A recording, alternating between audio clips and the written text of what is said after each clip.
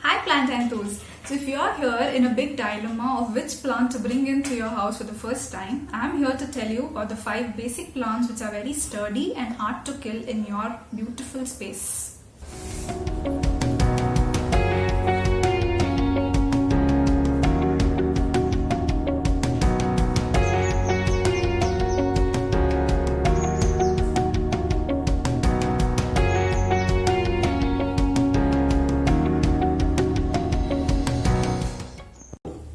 So this is my first favorite of the day, money plant, or also known as pothos.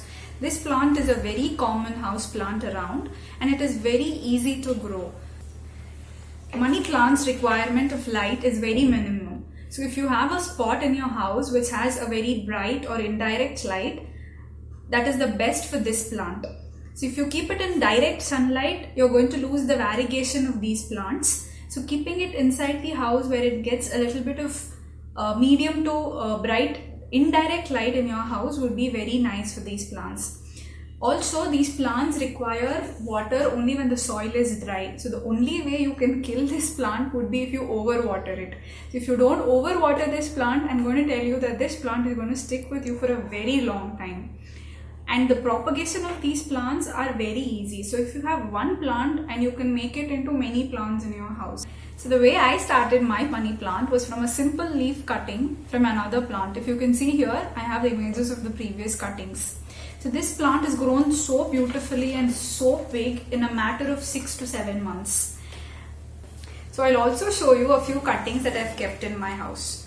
So this beautiful root system you can see is grown for about few weeks around, and the basic necessity of this plant to root in water is to change the water every week and give it the same requirement of lights. Little bright and indirect light for this. These plants will grow very beautifully with such beautiful root system. So to show you how to take a cutting of this plant, I will show you from the main plant here. So I'll show you how to take cuttings from my main plant here. You can see these nodes over here. You'll have to snip them here, and this is the point from which the roots will grow.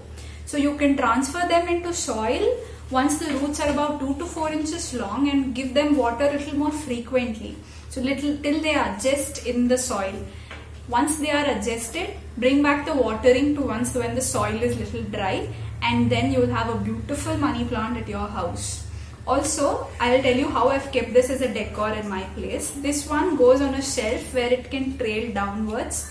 And if you can see behind me, I have kept a plant that is trailing on top. So my next plant for you guys is Syngonium, or also known as the arrowhead plant. Now I have 2 varieties here to show you, but before that, I'll tell you the similarity between this and the pothos we saw before. So the watering and the way these plants grow are very similar because they have the same kind of trailing habits or the node systems and everything. And this propagation of these are also very similar to pothos. The only difference is they require a little more water. They tend to get more thirsty and a little bit of more watering is required for these plants. But that doesn't mean you have to overwater these plants. Just water them when the soil dries up a little.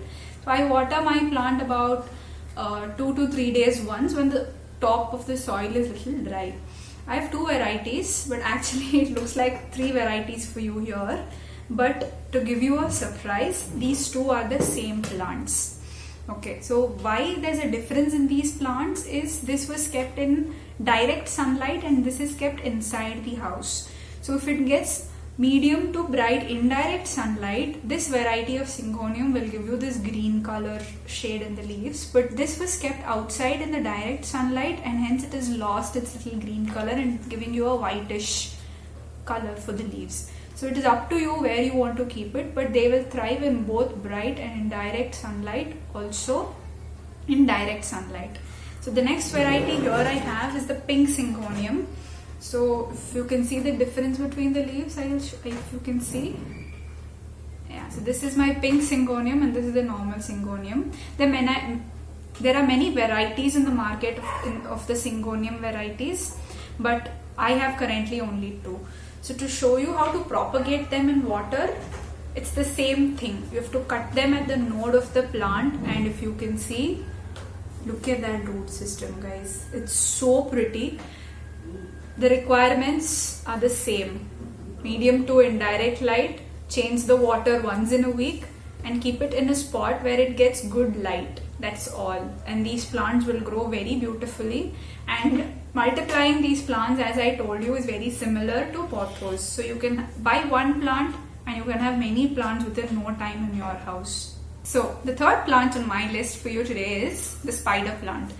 I'm a little biased towards these plants because they look so full wherever you keep them.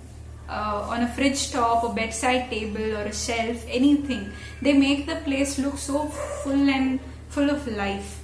So I have two varieties with me today, if you can see the difference. So the basic lighting or watering necessities of these plants are very simple. The only thing I can tell you is don't keep these plants in direct sunlight because they will harm the plant. The plant doesn't like direct sunlight on them. So I have kept my plant, this lives on my fridge top, and this one lives next to my bed in the bedside table. So these plants don't like direct sunlight. So the best thing for these plants is bright indirect sunlight. This one, as I told you, on the fridge top near the east facing window, so they get a beautiful morning sunlight.